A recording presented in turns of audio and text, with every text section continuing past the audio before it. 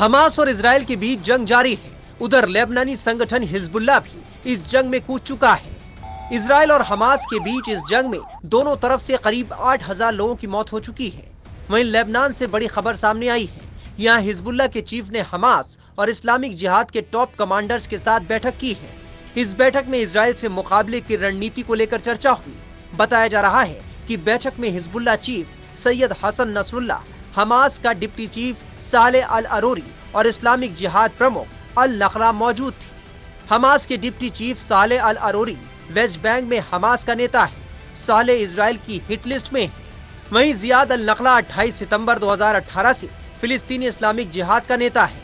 America समेत कई यूरोपीय देशों ने इसे आतंकवादी घोषित किया हुआ है। कहा जाता है कि अल नखला वर्तमान में लेबनान या सीरिया में रहता है।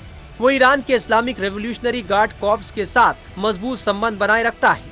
उसके संगठन को ईरान से फंडिंग भी होती है। लेबनान में हुई इन तीनों संगठनों के नेताओं की बैठक में चर्चा हुई कि गाजा में इजराइल के खिलाफ जीत हासिल करने के लिए उन्हें क्या कदम उठाने चाहिए।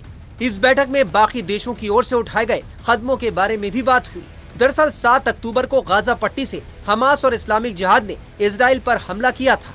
हमास की तरफ से 20 मिनट में 5,000 रॉकेट दागे गए थे। इतना ही नहीं, हमास और इस्लामिक जिहाद के लड़ाकों ने इजराइल के सीमावर्ती इलाकों में घुसकर कत्लेआम भी मचाया था। इन रॉकेट हमलों में करीब 1500 इजरायली नागरिकों की मौत हुई थी। इतना ही नहीं, हमास और इस्लामिक जिहाद के लड़ाकों ने सैकड़ों लोगों को बंधक भी बना लिया था। हमास ने अब भी 200 से ज्यादा लोगों को बंधक बनाया हुआ है। 7 अक्टूबर को हमास की तरफ से हुए हमलों के जवाब में इजराइल गाजा पट्टी में हमास और इस्लामिक जिहाद के ठिकानों पर बमबारी कर रहा है।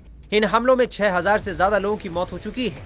उधर हमास भी गाजा पट्टी से लगातार इजरायली शहरों में रॉकेट से हमले कर रहा है।